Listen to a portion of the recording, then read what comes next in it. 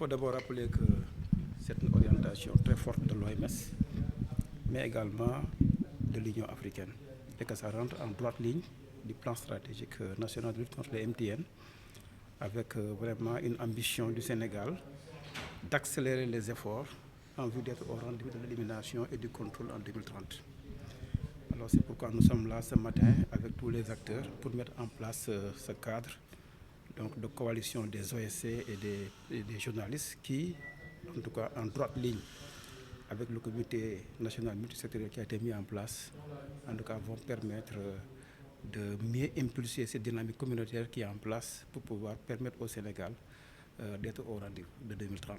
Alors il faut d'abord rappeler que nous avons un plan stratégique, nous avons un plan de plaidoyer et nous venons de terminer l'argumentaire qui vont en tout cas nous permettre d'avoir tous les arguments, d'aller voir les collectivités territoriales, d'aller voir les entreprises privées, mais surtout d'aller voir les bonnes volontés, les mécènes, pour leur demander de mieux contribuer à la lutte.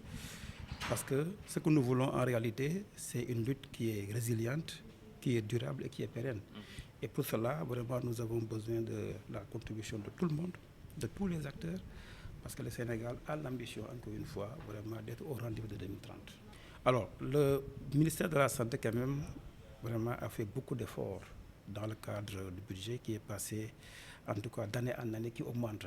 En tout cas, pour la santé, en 2023, comme vous le savez, il y a une augmentation substantielle par rapport aux autres années qui avoisine les 250 milliards. Alors aujourd'hui, avec les programmes, tous les programmes, et en particulier avec les MTN, il y a quand même des efforts soutenus qui sont en train d'être faits. Et aujourd'hui même, on parle de maladies, non seulement de maladies considérées, donc l'appellation de maladie tropicale négligée même mérite d'être remise en cause. Parce que le constat, c'est que nous avons quand même une dynamique d'intéressement et que les partenaires de plus en plus, en tout cas, commencent à s'intéresser aux maladies tropicales négligées. Maintenant, nous voulons, encore une fois, renforcer les efforts, nous voulons accélérer, en tout cas, comme on le dit, tous les leviers pour que le Sénégal, en tout cas, soit libéré de ces maladies tropicales négligées. Et c'est possible. C'est possible parce que nous avons les moyens médicamenteux, nous avons la stratégie de prévention et nous avons un cadre multisectoriel. Et cette coalition nationale qui vient s'ajouter dans ce dispositif, en tout cas, va nous permettre de libérer le Sénégal contre les MTN en 2030.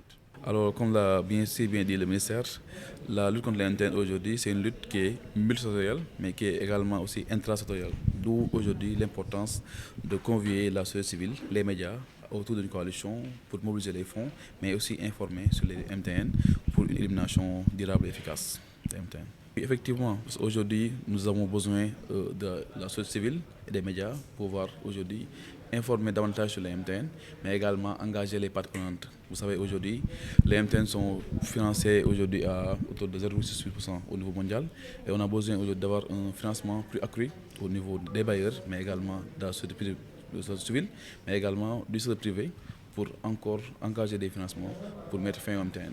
Parce qu'aujourd'hui, le coût de l'élimination des MTN n'est pas aujourd'hui coûteuse, donc il faut informer efficacement pour avoir les moyens d'action. Oui, on parle de financement domestique, c'est un point important dans la lutte contre les MTN, et ce financement domestique-là est aujourd'hui conduit par la société civile, mais aussi par les médias, mais également le ministère à travers sa politique pour pouvoir impulser le privé et les bailleurs à donner plus de financement, parce que le lutter contre les MTN également a un avantage économique au point de vue santé, au point de vue éducation, mais également au point de vue économique. Aujourd'hui, les MTN coûtent beaucoup d'argent, beaucoup de retard dans la productivité économique. Et ça, c'est aussi un impact qui touche le privé et l'économie. Donc, lutter contre les MTN aujourd'hui participe activement à la croissance économique d'un pays. Donc, la genèse aujourd'hui, c'est qu'au niveau régional, on a déjà associé une coalition, qui est la coalition régionale de lutte contre les MTN, qui regroupe des organisations civiles du Sénégal, du Bénin, de la Guinée, du Niger et du Burkina Faso. Donc, cette coalition aujourd'hui a donné naissance à des coalitions nationales qui sont installées déjà au Niger, en Guinée et la semaine passée au Bénin. Donc aujourd'hui, naturellement, le Sénégal prendra le relais pour asseoir une coalition nationale pour déjà accompagner les efforts locaux en termes de prévention, mais aussi de plaidoyer, mais aussi former les OSC, former les médias à accompagner davantage le financement des routes internes. On parle du plan de plaidoyer d'amener les 50% des collectivités territoriales à octroyer un financement au moins 2 millions pour la lutte contre l'interne. Ça, c'est aujourd'hui un financement accru qu'on peut utiliser dans le cadre des campagnes d'elles-mêmes. Par exemple, ce sont des campagnes de distribution de médicaments qui sont potentiellement aujourd'hui la principale stratégie du programme interne. On parle également d'engager 10 entreprises du privé à financer la lutte contre l'interne à travers la RSE. Voici les actions pêle-mêle que nous avons déjà identifiées, que nous allons compter élaborer avec les OSC pour asseoir un financement durable des MTN. Alors, en tant que président, la première étape que nous allons déployer au sein de cette coalition, c'est d'abord de faire la cartographie de toutes les organisations de la société civile qui interviennent sur des questions de maladies tropicales négligées. Et ensemble, travailler sur un plan d'action multisectoriel concerté pour véritablement apporter notre contribution par rapport à l'effort national de l'élimination des maladies tropicales négligées au Sénégal. Alors, je crois que nous sommes dans une approche One Health au Sénégal et parler des maladies tropicales négligées sans pour autant prendre en compte les déterminants tels que les questions d'eau, les questions d'assainissement, les questions liées à l'éducation. Je crois que c'est véritablement ces démembrements de l'État que nous allons convoquer autour de cette coalition-là pour travailler ensemble dans cette multisectorialité pour participer, comme je l'ai dit tantôt, à l'effort d'élimination des MTN au Sénégal.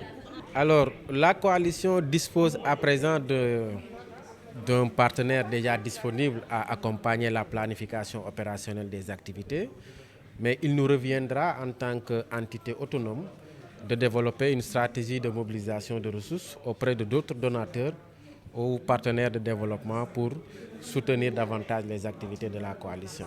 Également aussi, nous allons déployer des actions de plaidoyer pour la mobilisation de ressources endogènes pour participer à cette souveraineté sanitaire tant souhaitée par l'État et le ministère de la Santé.